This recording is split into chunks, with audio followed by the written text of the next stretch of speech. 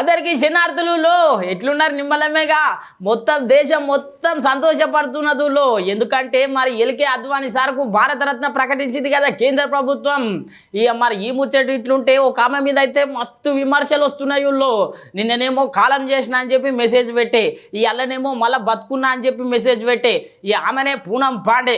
మరి ఆ ముచ్చట అట్లుంటే తాటికొండ రాజయ్య సార్ అయితే బీఆర్ఎస్ పార్టీకి గట్టి షాకే ఇచ్చిండు. మరి ఆ ముచ్చట అట్లుంటే రేవంత్ రెడ్డి సార్ను గట్టిగా అరుచుకుంటున్నారు ఇటు బీఆర్ఎస్ పార్టీ నాయకులు. ఇగో ఇట్లా చాలా ముచ్చట్లు ఉన్నాయి, మరి అరుచుకుందామా మన రచ్చరచ్చ ముచ్చట్లు.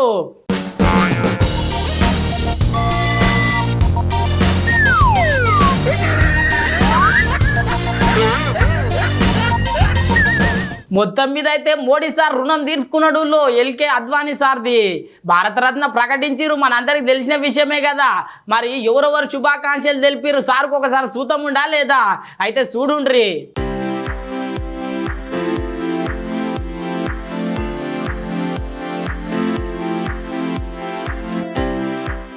దేశంలోనే అత్యున్నతమైనటువంటి award Bharat Ratna award LK Advani సార్కు ప్రకటించిందులో కేంద్ర ప్రభుత్వం. ఇంకేముంటాయి చెప్పుండ్రి, ఎల్కే అద్వానీ సార్ ఇంట్లో అయితే సంబరాలు జోరుగా నడిచినయ్యుల్లో. ఒకసారి చూడుండ్రి స్వీట్లు ఎట్లా తినిపించుకుంటుర్రో.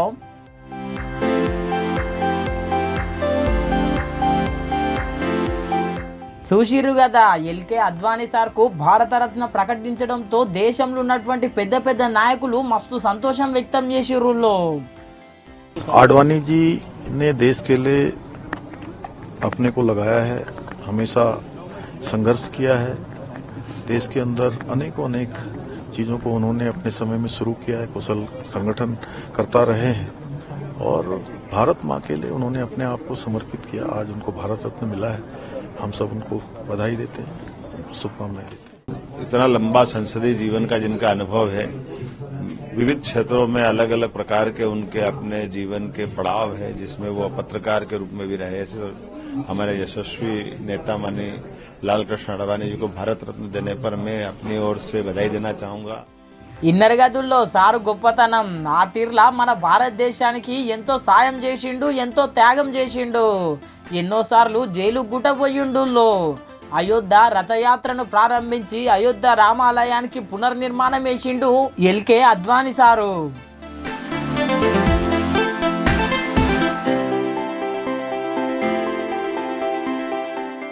అంతేకాదు బీజేపీ పార్టీ 2 సీట్లతోనుంటే గెలుపు దిశగా ప్రధానమంత్రి స్థాయి వరకు ఎంతో కష్టపడి ఎంతో ఇష్టపడి ముందుకు నడిచి పార్టీని అధికారంలోకి తీసుకొచ్చిండు. అప్పట్లోనే బీజేపీ నేతలంతా సమావేశమై అటల్ బిహారీ వాజ్పేయి తర్వాత వారసులు ఎవరు అని చెప్పి చూస్తుంటే సారు పేరు వచ్చింది. దేశ ప్రధాని అభ్యర్థిగా మస్తు గుర్తింపు తెచ్చుకుండు ఎల్కే అద్వానీ సార్ అయితే.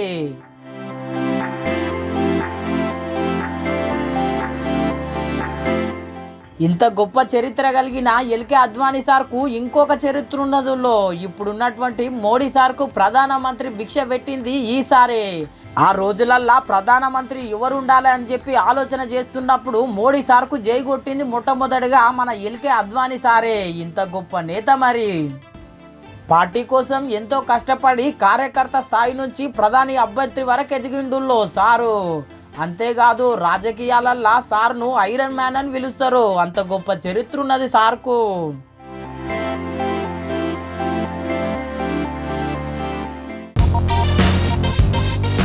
ఇంత బాధను మనసులు ఎట్లా దాపెట్టుకున్నావు తాటికొండ రాజయ్య సారు. ఓ సారు, ఇన్ని రోజులు ఇంత బాధను ఎట్లా మోస్తేవి సారు. ఓ సారు, బీఆర్ఎస్ పార్టీలో అంతగానం కష్టపడుతీవి సారు. ఈ ఆఖరికి వస్తే ఎమ్మెల్యే టికెటే నీకు రాకపోయే సారు. ఓ సారు, గదేనుల్లా మన తాటికొండ రాజయ్య సార్ బీఆర్ఎస్ పార్టీకి రాజీనామా చేసిండు. మరి సార్ స్టైల్లో చెప్పాలంటే ఇట్లనే కదా చెప్పేది. మరి ఎందుకు రాజీనామా చేసిండు, ఏం సంగతి చెప్పాలనా లేదా అయితే ముచ్చట చూడుండ్రి మరి. ఇక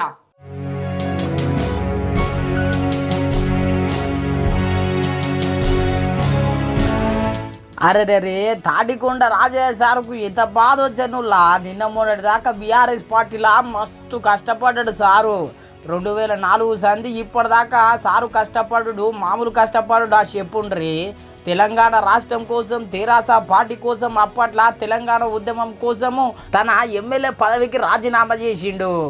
అటెన్క తెలంగాణ ఉద్యమంలో పాల్గొన్నాడు. తెలంగాణ రాష్ట్రం రానే వచ్చింది. ఇగో గీ తీర్ల కష్టపడడులో తాటికొండ రాజయ్య సారు ఇప్పుడు అసలు సంగతి ఏంటంటే బీఆర్ఎస్ పార్టీకి రాజీనామా చేసిండు సారు. మరి ఏం కష్టం వచ్చిందంటే మరి పార్టీ కోసం ఇంతకాలం కష్టపడితే మొన్న అసెంబ్లీ ఎలక్షన్స్లలో టికెటే ఇవ్వకపోయే కేసీఆర్ సారు. పక్క పొట్టు ఉన్నటువంటి కడియం సిఆర్ సార్కి ఇచ్చిండు కానీ నాకు ఇవ్వలేడు ఎందుకు అని చెప్పి మస్తు ఏడ్చిండు తాటికొండ రాజయ్య సారు.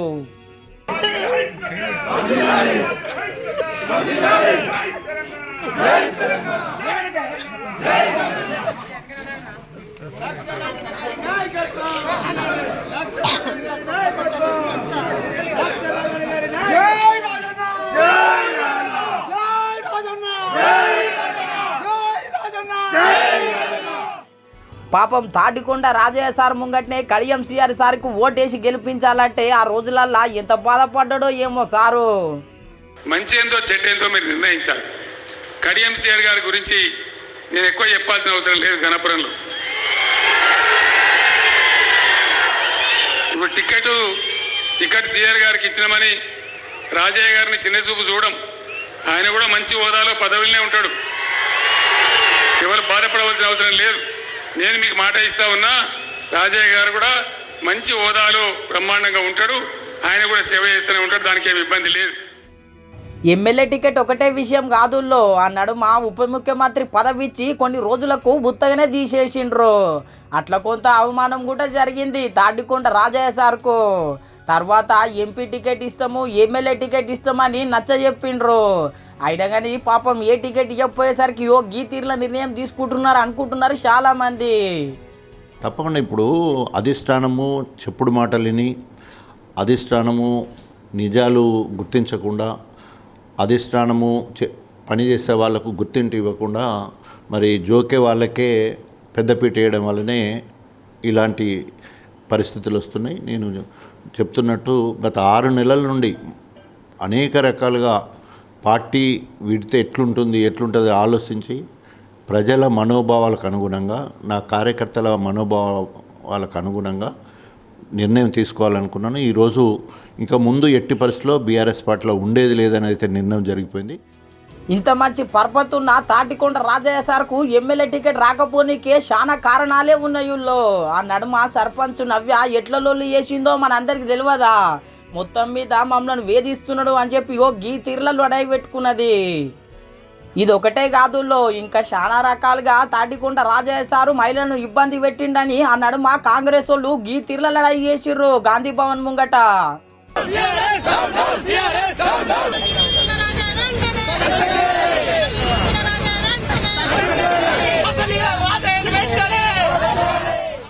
చూసిరు కదా మొత్తం మీద ఇవన్నీ ఎదురు దెబ్బలే తాటికొండ రాజయ్య సార్కి. అయితే ఇప్పుడు కాంగ్రెస్ పార్టీలా జైన్ అవుతాడని చెప్పి జోరుగా వార్తలు నడుస్తున్నాయుల్లో. పార్లమెంట్ ఎలక్షన్స్ ముందుగల్లా తాటికొండ రాజయ్య సార్ రాజీనామా చాలా గట్టి దెబ్బనే బీఆర్ఎస్ పార్టీకి. చూడాలే మరి బీఆర్ఎస్ పార్టీ వాళ్ళు ఏం చేస్తారో ఏం మాట్లాడతారో.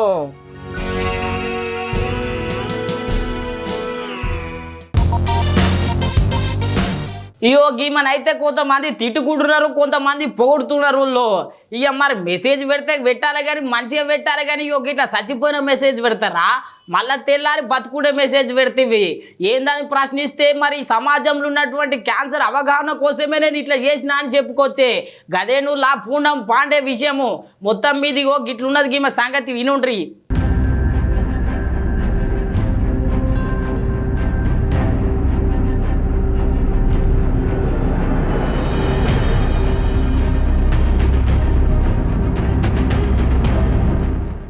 నిన్ననే చచ్చింది మళ్ళీ ఎల్ల వచ్చింది అన్నట్టే ఉన్నదుల్లో ఈ ముచ్చట. ఇక పూనం పాండే నిన్న చచ్చిపోయింది అని చెప్పి ఆమె ఇన్స్టాగ్రామ్లో పోస్ట్ పెట్టింది. యాదికున్నది కదా, యాదికి లేకపోతే మళ్ళొకసారి చూడుండ్రి.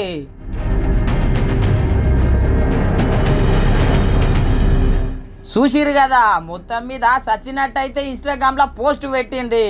ఇవాళ మళ్ళీ బతికినట్టు మళ్ళొక పోస్ట్ పెట్టింది. ఇది కూడా చూడుండ్రి. Hi everyone, it's Poonam. I'm sorry I've caused this tear and I'm sorry to those whom I've hurt. My intention? To shock everyone into the conversation that we are not talking enough about, which is cervical cancer. Yes, I faked my demise. Extreme, I know. But suddenly we all are talking about cervical cancer, aren't we? It's a disease that silently takes your life. And this disease needed the spotlight urgently. I'm proud of what my death news has been able to achieve. చూసిరు కదా పాపం కాలం చేసిందని ప్రపంచమంతా పూలు పెట్టి నివాళులు అర్పించింది. ఈమె మటుకు ప్రజలను ఎట్లా ఎర్రి పుష్పాలను చేయాలని చెప్పి నేర్పించింది. ఇగో ఇట్లున్నది కథ. Hi everyone, it's Poonam.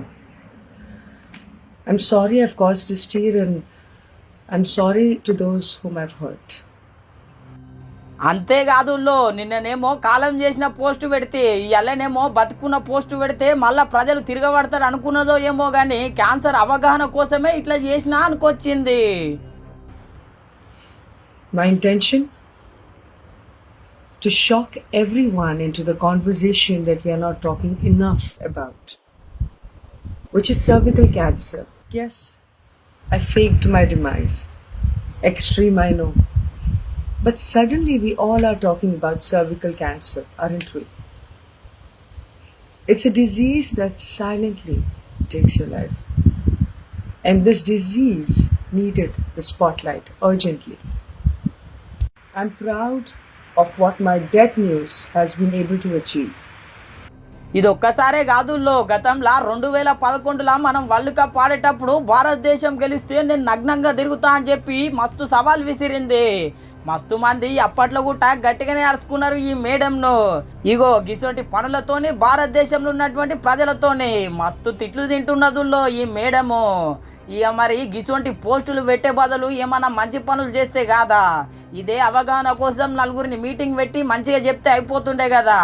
గిట్లా సావు కబర్తోని సల్ల జంటలు పట్టించుడు ఎందుకు, మళ్ళా టెన్క నీతి వాక్యాలు చెప్పుడు ఎందుకు అని చెప్పి సోషల్ మీడియాలో గట్టి అరుచుకుంటున్నారు.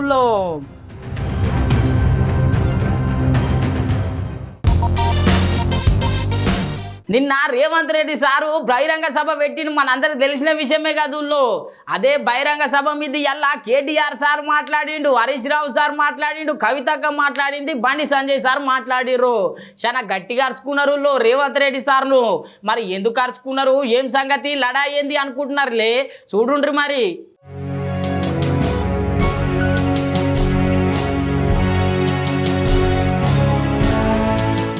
నిన్న ముఖ్యమంత్రి రేవంత్ రెడ్డి సారు బహిరంగ సభ పెట్టి బీఆర్ఎస్ పార్టీలను బీజేపీ పార్టీలను బాగానే అరుచుకున్నాడు. యాదికు నాదుల్లా మీకు నేను అడుగుతున్నా, ఇయ్యాల నువ్వు, నీ కుటుంబము, నీ కొడుకు, నీ బిడ్డ, నీ అల్లుడు, నీ సుట్టపల్ల కోసమే తెలంగాణ రాష్ట్రం వచ్చిందా, లేకపోతే ఈ ఆదివాసి బిడ్డల కోసం, ఈ బలైన వర్గాల కోసం తెలంగాణ రాష్ట్రం సోనియమ్మ ఇచ్చిందా అని చెప్పి నేను సూటిగా ప్రశ్నిస్తున్నా. అగో గాముచ్చట మీదనే ఇలా కేటీఆర్ సార్ మాట్లాడిండు. కేసీఆర్ గారికి దాదాపుగా 70 ఏళ్ళు తెలంగాణ తెచ్చిన నాయకుడు, 14 ఏళ్ళు తెలంగాణ కోసం పోరాటం చేసిన నాయకుడు, ఆఖరికి చావు నోట్లో తలబెట్టి తెలంగాణ రాష్ట్రాన్ని తీసుకొచ్చిన నాయకుడు. అట్లాంటి నాయకుడిని కూడా పట్టుకొని ఇలా నోటికొచ్చిన బూతులు ముఖ్యమంత్రిగా ఉంటూ కూడా మీరు పాత వైఖరి మార్చుకోకుండా మాట్లాడుతుంటే కూడా ఈ రోజు కూడా మేము గౌరవంగానే మీ గురించి మాట్లాడుతూ ఉన్నాం. ముందుగల్లా నీకంటే పెద్దోడు తెలంగాణ రాష్ట్రం కోసం కొట్లాడిండు. తెలంగాణ రాష్ట్రం వచ్చినాక 2 సార్లు ముఖ్యమంత్రిగా పనిచేసిండు. జరా మర్యాద ఇచ్చుడు లేచుకో, లేకపోతే మేము కూడా గట్టనే మాట్లాడతామని గీ తీర్ల వార్నింగ్ ఇచ్చిండు.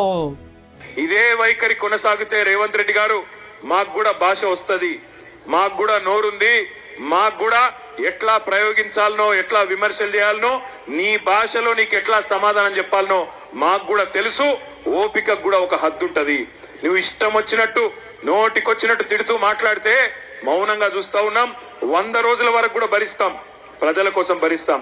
కానీ మార్చి 17 తర్వాత మాత్రం తప్పకుండా నీ మాటకు అగర్ ఆప్ ఈట్ సే మారేంగే तो हम पत्थर से जवाब देंगे, ఇటుకతో కొడితే రాయితో కొట్టినట్టు సమాధానం ఇచ్చే సత్తా మాకుంది. మార్చి 17 దాకా ఓపికగా ఉంటామనే మాట కూడా నేను మీకు విజ్ఞప్తి చేస్తా ఉన్నా. ఇన్నర్ గదుల్లో కేటీఆర్ సార్ వార్నింగ్ చూస్తుంటే 100 రోజులు గడిచినాక గట్టిగానే అరుచుకుంటట్టు ఉన్నాడు. అటెన్కా ఫ్రీ బస్సు పథకం కోసం మాట్లాడిండులో ఒకసారి ఇనుండ్రి. సోషల్ మీడియాలో చూస్తున్నారు, ఫ్రీ బస్సు అని పెట్టిండ్రు. ఇక ఫ్రీ బస్సులు ఏమేమైతుందో నాకంటే బాగా ఆడబిడ్డలు మీరే చెప్పాలా. అల్లకెళ్ళి పాపం ఆ బస్సులెక్కేందుకు డ్రైవర్ సీట్లకెళ్ళి ఎక్కుతుండ్రు, బస్సులకు కిటికీలకెళ్ళి ఎక్కుతుండ్రు, జుట్లు పట్టి కొట్టుకుంటున్నారు. మునొక దగ్గరనైతే ఆయన చెప్పులు తీసి కూడా కొట్టుకున్నారు. ఈ అవస్థ వచ్చింది ఇవాళ ఫ్రీ బస్సుతోని. ఈ అవస్థ ఒకవైపు ఇన్నర్ గదుల్లో ఉచిత ప్రయాణం సంగతి, ఆ తర్వాత ఆటో డ్రైవర్లు ఆగమైపోతున్నారు, వాళ్ళను ఆదుకోవాల్సిన అవసరం అయితే ఉన్నది అని చెప్పి ఓ గీతీర్ల ప్రభుత్వాన్ని డిమాండ్ చేసిండు. ప్రభుత్వానికి నేను విజ్ఞప్తి చేస్తా ఉన్నా. ఈ రోజు ఇక్కడికి వస్తున్నప్పుడు నాకు ఇప్పుడే వార్త వచ్చింది, 16వ ఆటో డ్రైవర్ ఆత్మహత్య చేసుకున్నాడు. ఇప్పటికి 15 మంది, ఇయాలతో కలిపితే 16 మంది ఆటో డ్రైవర్లు ఆత్మహత్య చేసుకున్నారు ఈ పథకం వచ్చిన తర్వాత. ఆటో డ్రైవర్లకు కూడా మీరు హామీ ఇచ్చినారు, నెలకు 1000 రూపాయలు ఇస్తాం, సంక్షేమ బోర్డు పెడతామన్నారు. నేను ప్రభుత్వాన్ని డిమాండ్ చేస్తా ఉన్నా, నెలకు 1000 రూపాయలు సరిపోదు. ఇవాళ వాళ్ళ కడుపు కొట్టింది మీరు, నెలకు 10,000 రూపాయలు ఇవ్వండి. కేటీఆర్ సార్ ఇట్లా మాట్లాడితే కవితక్క కూడా గట్టిగానే అరుచుకున్నదుల్లో ప్రెస్ మీట్ పెట్టి ప్రభుత్వ పైసలతోనే హెలికాప్టర్లో వెళ్ళిపోయి పార్టీ సభ లెక్క ఎట్లా మాట్లాడతాడు అని చెప్పి ఆగ్రహం వ్యక్తం చేసిందుల్లో. పైసలు ఎన్ని ఖర్చు అయినాయి, కాంగ్రెస్ పార్టీ ప్రభుత్వానికి ఎన్ని పైసలు ఇవ్వాలో లెక్క చెప్పాలని చెప్పి ఓ గీతీర్ల డిమాండ్ చేసింది. మీరు అధికారికంగా ప్రభుత్వం యొక్క హెలికాప్టర్ వేసుకొని పోయి ఇంద్రవెల్లిలో సభ పెట్టి దాన్నే పార్టీ మీటింగ్గా కన్వర్ట్ చేసుకోవడం ఇదేం న్యాయమో ఒకసారి తెలంగాణ ప్రజలకు మీరు తెలియజేయాలి. అదేవిధంగా మొత్తం నిన్న మీటింగ్కి పెట్టిన ఖర్చు ఎంత, దాంట్లో కాంగ్రెస్ పార్టీ మరేమన్నా వేదిక వాడుకున్నందుకు, కుర్చీలు వాడుకున్నందుకు, లైట్లు వాడుకున్నందుకు ప్రభుత్వానికి ఏమన్నా ఫీజు కట్టించారో కూడా ముఖ్యమంత్రి గారు తెలియజేయవలసిందిగా ఈ సందర్భంగా నేను కోరుతా ఉన్నాను. అంతేకాదు నిన్న Revanth Reddy sir free gas పథకానికి ప్రియాంక గాంధీని పిలుస్తా మనం ముందుగానే ఓపెనింగ్ చేసుకుందాము అని చెప్పిండు రేవంత్ రెడ్డి సారు. అదే ముచ్చట మీద కవితక్క ప్రశ్నించింది, ప్రియాంక గాంధీకి ఏం హోదా ఉన్నది, ఏం సంగతి, ఎట్లా పిలుస్తారని చెప్పి ఓ గీతీర్లు అరుచుకున్నదుల్లో. ఇవాళ ముఖ్యమంత్రి గారిని నేను సూటిగా ప్రశ్నిస్తా ఉన్నాను, ప్రియాంక గాంధీ గారిని ఏ హోదాలో మీరు పిలుస్తా ఉన్నారు? ఆమె కనీసం దేశంలో ఇంతవరకు ఏ ఒక్క గ్రామం నుండన్నా సర్పంచ్గానన్నా గెలిచిందా, ఎమ్మెల్యేగా గెలిచిందా, ఎమ్మెల్సీగా గెలిచిందా? పోనీ మన రాష్ట్రంలో ఇప్పుడు ఏదన్నా ప్రోటోకాల్లో ఉన్నదా ఆమె? మీ పార్టీకి సంబంధించినటువంటి ముఖ్య నాయకురాలైతే మీ ఇంటికి పిలుచుకోండి, మీ మన్మడికి ఆశీర్వాదం ఇప్పించుకోండి. తెలంగాణకు వచ్చిన ఆడబిడ్డ కాబట్టి చీరా సారా పెట్టి సాదరంగా సాగనంపండి.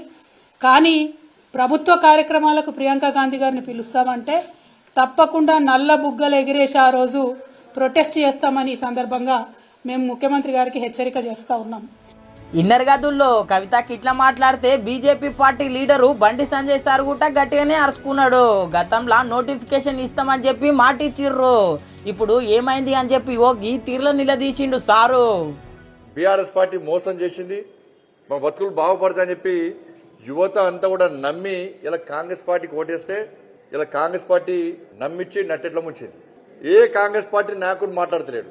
డేట్ చెప్పింది మీరే, నోటిఫికేషన్ ఇస్తామన్నది మీరే, బైబిల్ అన్నది మీరే, భగవద్గీత అన్నది మీరే, ఖురాన్ అన్నది మీరే. కాంగ్రెస్ పార్టీ నాయకులు స్పష్టం చేయాలి. నోటిఫికేషన్ ఇవ్వడానికి కారణమైంది ఇది మీరే మేనిఫెస్టో. ఇది కాంగ్రెస్ పార్టీ నాయకులు స్పష్టం చేయాలి. దీన్ని మళ్ళా విమర్శకు ప్రతి విమర్శ సమాధానం చెప్పాలి. యువతకు 30 లక్షల మంది యువతకు సమాధానం చెప్పాలి మీరు, నిరుద్యోగ యువతకు. ఇన్నర్ గదుల్లో బండి సంజయ్ సార్ మాటలు. బండి సంజయ్ సార్ ఇట్లా మాట్లాడితే హరీష్ రావు సార్ కూడా ఇవాళ మీటింగ్ పెట్టిండు. మీటింగ్ పెట్టి ఇటు కాంగ్రెస్ పార్టీలను గట్టిగానే అరుచుకున్నాడు. నిన్న రేవంత్ రెడ్డి సార్ బహిరంగ సభ పెట్టిండు గదుల్లో, గదే బహిరంగ సభ కోసం మాట్లాడుకొచ్చిండు హరీష్ రావు సారు. నేను ఆదిలాబాద్ లో ఏం చేసిండ్రు అని మాట్లాడుతున్నా. ఏం చేసిండ్రో ఒకసారి గ్రామాల్లో పోయి చూడు. ఆదిలాబాద్ జిల్లాలో 4 ప్రభుత్వ మెడికల్ కాలేజీలు ఏర్పాటు చేసిన ఘనత బీఆర్ఎస్ పార్టీ. ఆదిలాబాద్ లో ఇంటింటికి త్రాగునీరిచ్చి వర్షాకాలం వస్తే డయేరియా, మలేరియా, విష జ్వరాల బారి నుంచి కాపాడింది బీఆర్ఎస్ ప్రభుత్వం. తండాలను, గూడాలను ఆనాడు కాంగ్రెస్ పార్టీ మాట తప్పితే మేము గ్రామ పంచాయతీలుగా ఏర్పాటు చేసి మాట నిలబెట్టుకున్నది బీఆర్ఎస్ పార్టీ. చెరువులను బాగు చేసి సాగునీటి సౌకర్యం కల్పించింది బీఆర్ఎస్ పార్టీ. మంచిర్యాల జిల్లా కావాలనే దశాబ్దాల కలను నిజం చేసింది బీఆర్ఎస్ పార్టీ. నీ కళ్ళకు పసకలు వస్తే నీకు కనబడేమో, కానీ ఆదిలాబాద్ ప్రజలకు తెలుసు మేమేం చేసినాము. అంతేకాదుల్లో దేశంలో ఏ ముఖ్యమంత్రి లేడు ఇసొంటి ముఖ్యమంత్రి, ఇసొంటి మాటలు ఇసొంటి కథలు నేను ఏడ చూడలే అని చెప్పుకొచ్చిండు. అంటే అసలు ఒక ముఖ్యమంత్రి ఆ రకమైన భాష మాట్లాడొచ్చా? ఎంత సంస్కారహీనంగా, అసభ్యంగా, అనాగరికంగా ఇవాళ ముఖ్యమంత్రి గారు మాట్లాడుతుందో మనం చూస్తా ఉన్నాం. నాకు తెలిసి భారతదేశంలో ఇంత అనాగరికమైన, ఇంత అసభ్యంగా, సంస్కారం లేకుండా ముఖ్యమంత్రి ఎవరైనా ఉన్నారంటే అది ఒక్కడు రేవంత్ రెడ్డి. ఈ రాష్ట్రం యొక్క పరువు తీసే విధంగా మాట్లాడుతున్నాడు. రాహుల్ గాంధీ గారు ఏదో పాదయాత్ర చేసుకుంటే నీతి మాటలు మాట్లాడుతున్నారు. అయ్యా రాహుల్ గాంధీ గారు, నీతి మాటలు మాట్లాడు తర్వాత ముందు నీ ముఖ్యమంత్రి రేవంత్ రెడ్డికి ఆయనకు బుద్ధి చెప్పు, ఆయనకు నీతి వాక్యాలు నేర్పించే ప్రయత్నం చేయను. ఇలా కాంగ్రెస్ పార్టీ పరువు తీయడమే కాదు, ఈ రాష్ట్ర పరువు తీసే దిశగా ఆయన ఈరోజు మాట్లాడుతున్నటువంటి మాటలు ఉన్నాయి. సుశీర్ గదుల్లో హరీష్ రావు సార్ మాటలు ఇట్లా రోజుకొక లీడర్ అరుచుకుంటున్నారు. 100 రోజులు కాకముందే వరుస పెట్టి అరుచుకుంటున్నారు. చూడాలే మరి కాంగ్రెస్ పార్టీ వాళ్ళు ఏం సమాధానం ఇస్తారో ఏమో.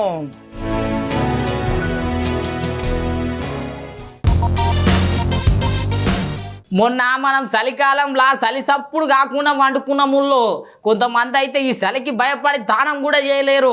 అవో గట్లుండే చలికి. కానీ జమ్మూ కాశ్మీర్లో అయితే చలి మధ్యలోనే తిరుగుతున్నారు. ఐస్ గడ్డల నడమనే వండుకుంటున్నారు. ఐస్ గడ్డలతోనే మొత్తం ఆనందంగా తిరుగుతున్నారు. ఆటలు పాటలు ఇట్లా చాలా ఉన్నది జమ్మూ కాశ్మీర్లో. మరి చూసొద్దాం పండి.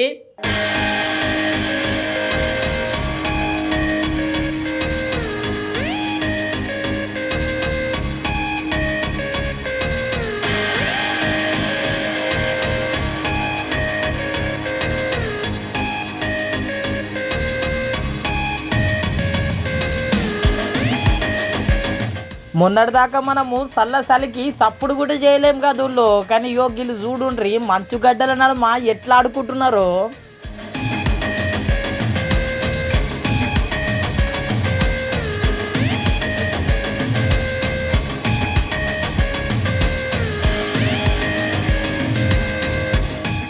చూసిర్రు కదా ముద్దుగా ఆడుకుంటున్నారులే జమ్మూ కాశ్మీర్లా.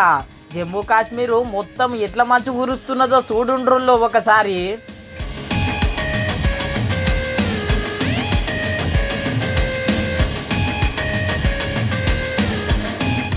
చూస్తున్నారు కదుల్లో ఇండ్లు, కార్లు, చెట్లు, రోడ్లు ఇట్లా ఒకటా రెండా జమ్మూ కాశ్మీర్ మొత్తము మంచు గడ్డల నడుమ నిండిపోయిందుల్లో.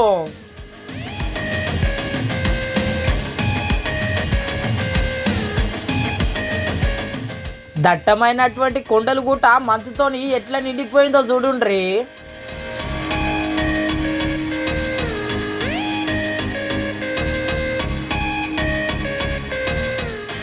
జమ్మూ కాశ్మీర్ మొత్తం ఇదే ఉందుల్లో. ఏ లోయకైనా ఇదే పరిస్థితి, ఇదే మంచు.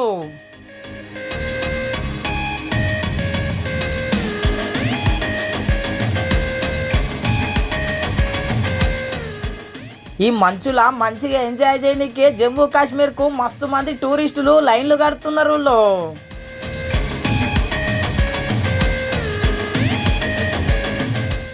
అగ్గగ్గో చూస్తున్నారులా మంచిగా చిన్న పాప ఎట్లా ఆడుకుంటున్నదో.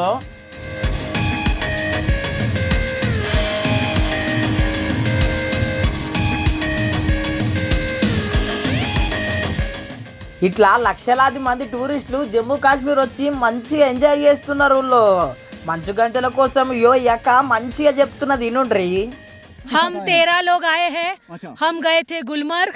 गुलमर्ग में कहीं बर्फ नहीं मिला हमको. पहलगाम में भी कहीं बर्फ नहीं मिला. सिर्फ सिंथान टॉप आई है. सिंथान टॉप में भर भर के बर्फ है. मोए मोए कितना एंजॉय कर रहे हैं आप लोग. हम बर्फ है, देखो बर्फ देखो. అరెరే ఆగం పాడుగాను ఆనందంతోనే ఆగుతడం లేరు కదా. ఇలే కాదుల్లో ఇంకో ఇచ్చంతరం చూడుండ్రి. చూసిరు కదా బుడ్డపురం లెక్కనే బుడ్డ వేషాలు వేస్తున్నాడు అన్న. ఇంతే కాదుల్లో అందరూ నిలబడి ఫోటోలు దిగుతుంటే ఈ అన్న మంచుగడ్డల మీద ఎట్లా మంచిగా వండుకొని ఫోటోలు దిగుతున్నాడో చూడుండ్రి.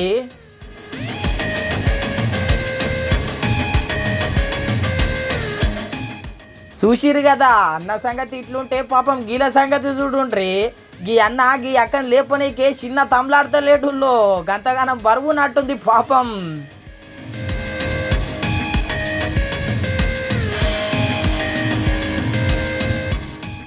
ఇట్లా అందరూ మురుసుకుంటా మంచుగడ్డల నడుమ నడుచుకుంటా మస్తు ఎంజాయ్ చేస్తున్నారు జమ్మూ కాశ్మీర్ మంచుగడ్డల నడుమ. మీరు కూడా బేకార్ ఉంటే పోయి రండి, మళ్ళా మస్తు ఎంజాయ్ ఉంటుందంట.